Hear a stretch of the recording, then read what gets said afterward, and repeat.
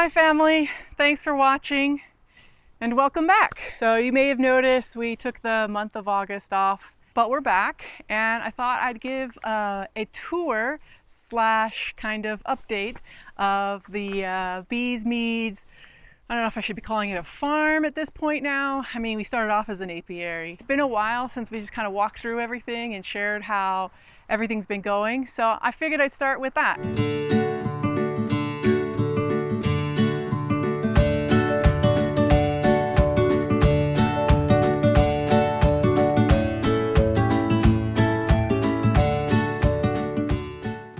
Hey, what's going on here? Hi. I know. You just want to be on TV, huh? Yeah, where's your 5 minutes of fame? Well, I guess we'll start with the girls, since they seem to be trying to steal the show here. She's trying to let us know that she's a pretty bird. All right, even though this channel's called the Bees Meads, I guess we should be calling it the Chillin' Chickens or something. But we'll go ahead and start up there first. So, update on the chicken coop. We finished the roof. We still need to give it a good paint job. As you can tell, the girls are nice and big. We've just recently been letting them kind of free range. You can see they're super friendly. It's so awesome. When we're walking about and such like that, they'll be cruising and checking us out. In the beginning, I sat out here with my cup of coffee and would keep an eye on them, and I'd only let them free range maybe for like an hour or so, mostly because I was kind of like nervous about the hawks that kind of chill around here. And the coolest thing is they just started laying eggs, I want to say maybe 3 or 4 weeks ago, so either the second or first week of August, I don't remember exactly when. We've been getting about 6 a day, so let's go see if there's any eggs in there right now.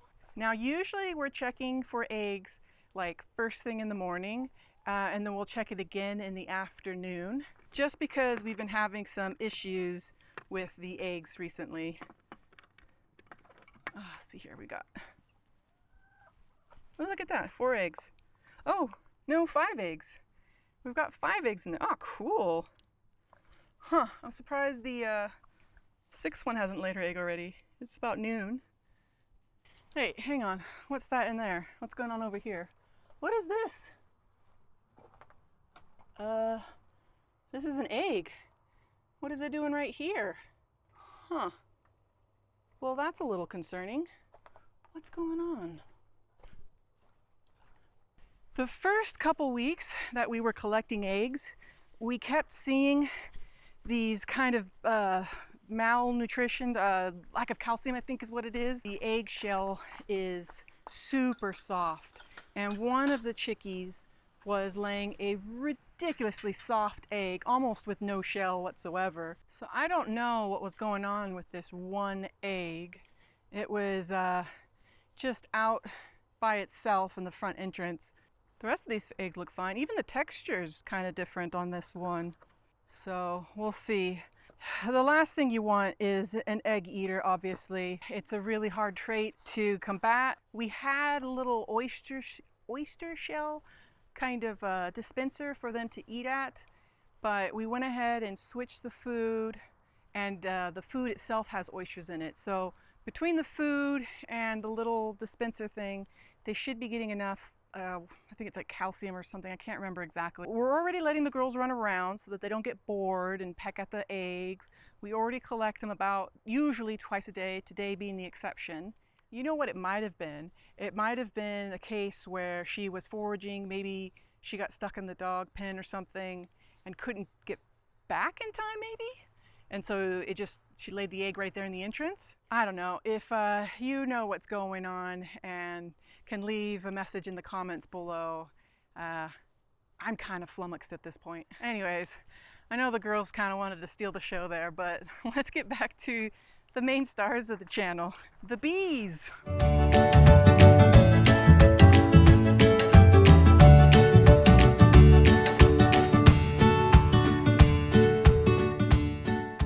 You can see the apiary is just a bit of a mess.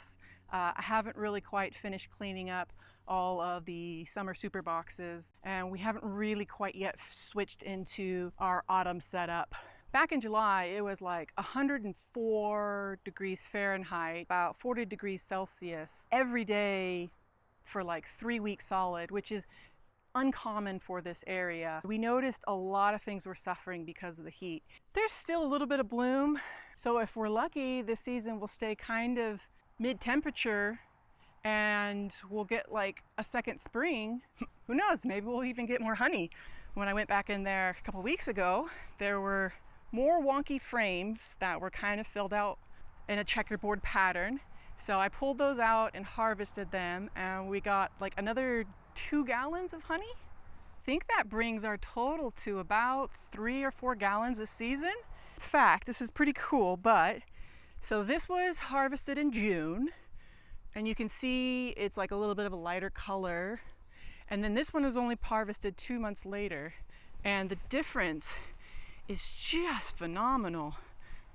The lighter honey we've read is kind of like ideal for baking, and it's a little bit sweeter and runnier, and the darker honey is like perfect for mead making from what we understand, and it's just a little bit more syrupy and thicker texture to with it, which is really surprising considering the fact that all of our bees swarmed in the springtime. But yeah, we've got 4 hives. Let's see if I can get to the front of this without being attacked. They're kind of doing their thing right now. Maybe it's not so wise to be here. Ah, got one in my hair. All right, we're gonna walk away a little bit here. Anyways, we've got 4 hives. We've got orange, purple, yellow, and green. I'm gonna go further away. The bees are a little upset right now. I think someone's trying to get in there at the moment. That has been an issue for us this summer with wasps. Now, apparently, according to other people in our community, wasps have been really bad around here. Actually, to be more specific, the ones that we were having issues with are, I think, are called a bald face hornet. They're these black and white bee-looking kind of wasps. Yeah, so I'm gonna stay away from that. So we have 4 hives, as I think I started to go off on about. We have orange, purple, yellow, and green. Yellow being the only one that's using our old equipment with the 8 frames. We have a specific plan and experiment that we're running with that one, and probably produce a video about it in a distant future. So we'll go check on the greenhouse next. I know some of you guys were posting and commenting in other videos, asking questions about it.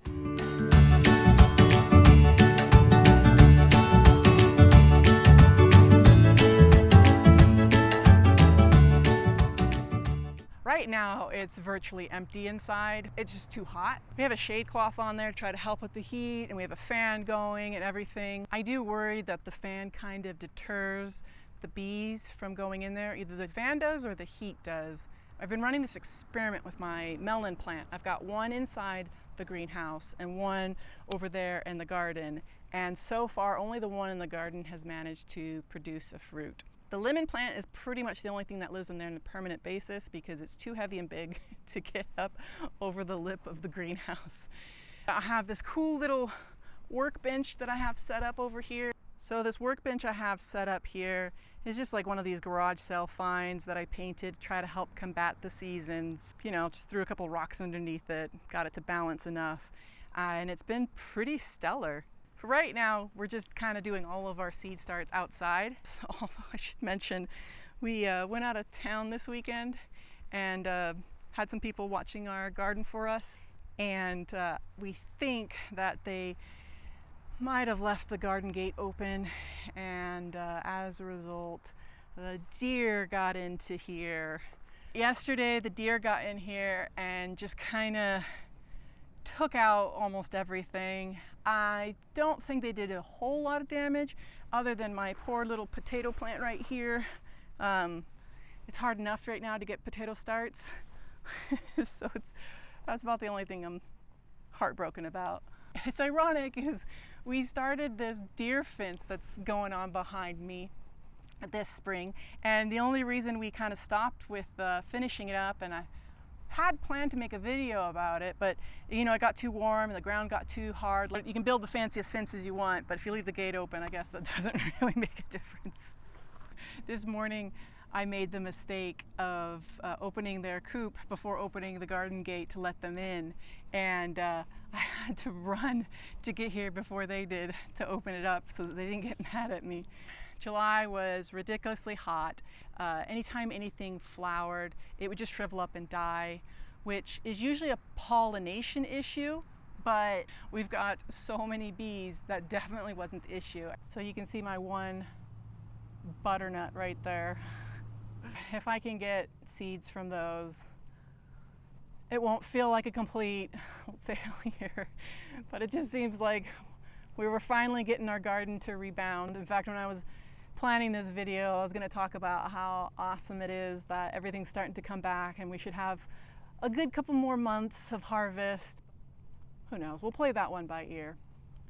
But one more thing I want to show you. We have pet frogs. So let me see if we have any frogs in here today. Oh, I'm sorry, I didn't mean to scare you. Hi guys. Put that back right now. It's a lot of fun. They might, now that the chickies cruise through here, they might not be around for much longer because they like to burrow in the dirt. You can see the chickies coming along and nipping at them, and it's cute for now. I feel like I should give a special shout out real quick to our dog because he's super chill with the chickies. So we lucked out that that's one group of pets that we don't have to worry about hanging out with each other. So that kind of concludes the tour slash update. We'll be posting a little more regular now. If you have anything specific that you would like us to cover, let us know. We'll see if it's something we can do. We always have plenty going on, but you know, what's another task?